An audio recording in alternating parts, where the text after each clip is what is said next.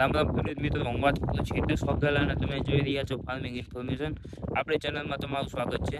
તો ખેડૂત મિત્રો, અત્યારે ચોમાસું સિઝન ચાલી રહી છે અને જે કોઈને મગફળી વાવી હોય તો એમાં મોટો પ્રશ્ન એ થાય છે કે આમાં ખડની કઈ દવા મારવી જેથી એને સારું રિઝલ્ટ મળે અને દવાના પૈસા વયા ન જાય.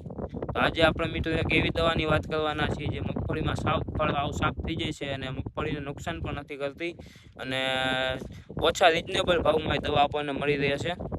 તો હું તમને લઈ જઈશ કે એક દવા એવી છે જે બહુ મગફળીમાં ફાયદાકારક છે અને ખડનો હાવ સાફ થઈ જાય. તમે એક દવા મારશો એટલે તમારે બીજી કોઈ દવાનો ખર્ચો કરવો નહીં પડે. એટલે વિડીયો પૂરો જોજો એટલે તમને સંપૂર્ણ માહિતી એક વિડીયોમાં મળશે.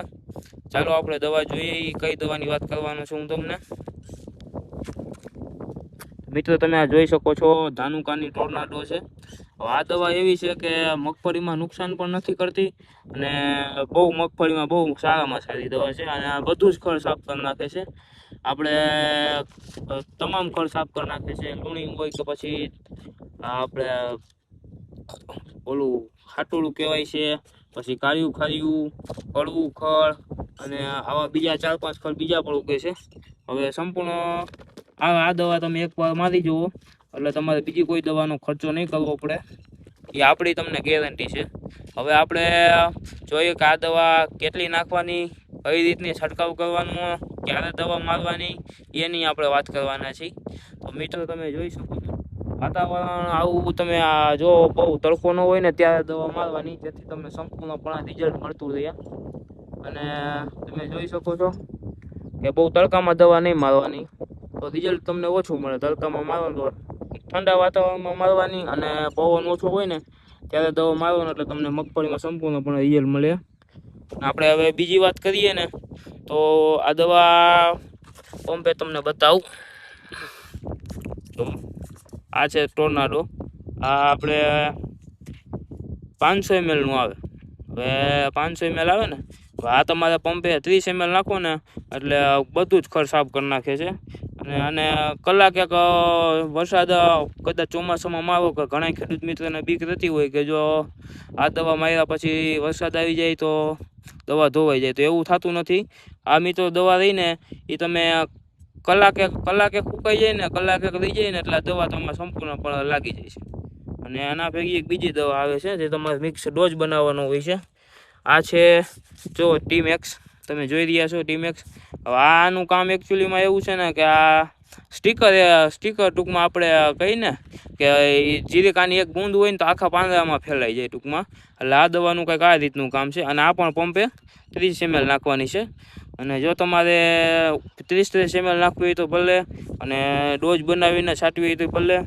અમે તો આને 30 ml પંપે નાખીએ છીએ કેમ કે ચોમાસું વાતાવરણ છે એના હિસાબે જાજો ડોઝ બનાવીએ તો વરસાદ આવી જાય તો છાંટવાનો રહી જાય. એટલા માટે આપણે પંપે 30 ml નો ડોઝ નાખીએ છીએ.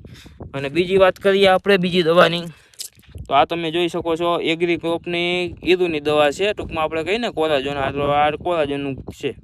હવે આ આપણે પંપે 6 ml નાખવાની છે જેથી મગફળીમાં કોઈ ઈરું આવતી હોય તો ઈરું નાશ થઈ જાય અને આપણે મગફળી થઈ જાય ક્લિયર. અને 150 ml નું પેકિંગ આ આવે છે. હવે આ તમે ત્રણેય દવા મગફળીમાં છાંટો એટલે મગફળીને ખડની દવાના હિસાબે કંઈ નડતરરૂપ થતું નથી. અને કોલે આપણે કીધું ધાનુકાની ટોર્નાડો મારો એટલે પણ ખડ પણ સાફ થઈ જાય છે. જો તમારે આ દવા કોઈને ઓર્ડર કરવી હોય તો આપણી લિંક નીચે ડિસ્ક્રિપ્શનમાં આપેલી છે, તમે ત્યાં જઈને ઓર્ડર કરી શકો છો. અને આપણે તો મિત્રો આ દવા એક જ મારીએ છીએ, તમે જોઈ શકો છો આ દવા. તો આવાના આપણે બીજો હવે મગફળીમાં વિઝિટ કરીએ કે તેમાં કેવું ખડ છે. તો મિત્રો, આવા સાચી અને સચોટ માહિતી વિડીયો આપણી ચેનલમાં આવતા રહેશે, જેથી આપણી ચેનલને સબસ્ક્રાઈબ કરવાનું ભૂલતા નહીં અને બીજા ખેડૂત મિત્રોને શેર કરવાનું ભૂલતા નહીં. અને તમે જો આપણે જો આપણી મગફળીમાં દવા છાંટવાની છે આવી છે, અઠવાડિયા પછીનું રિઝલ્ટ આવશે. હું તમને બીજો વિડીયો બનાવીને મૂકીશ કે આમાં કેવું કર્યું છે. મગફળ બધી જાય છે, આપણે જોયેલું છે ઉનાળુ મગફળીમાં મારેલી હતી. એટલે બીજા ખેડૂત મિત્રોને શેર કરો જેથી બીજા ખેડૂત મિત્રો સાચી દવા સુધી બીજા ખેડૂત મિત્રો સુધી સાચી દવા પહોંચે અને ખેડૂત મિત્રોને ઓછા કહેવાય ને કે ઓછા ખર્ચે વધુ ઉત્પાદન લેવું. તો આપણી ચેનલને સબસ્ક્રાઈબ કરવાનું ભૂલતા નહીં ને બીજા ખેડૂત મિત્રોને શેર કરજો. જય હિન્દ, જય ભારત.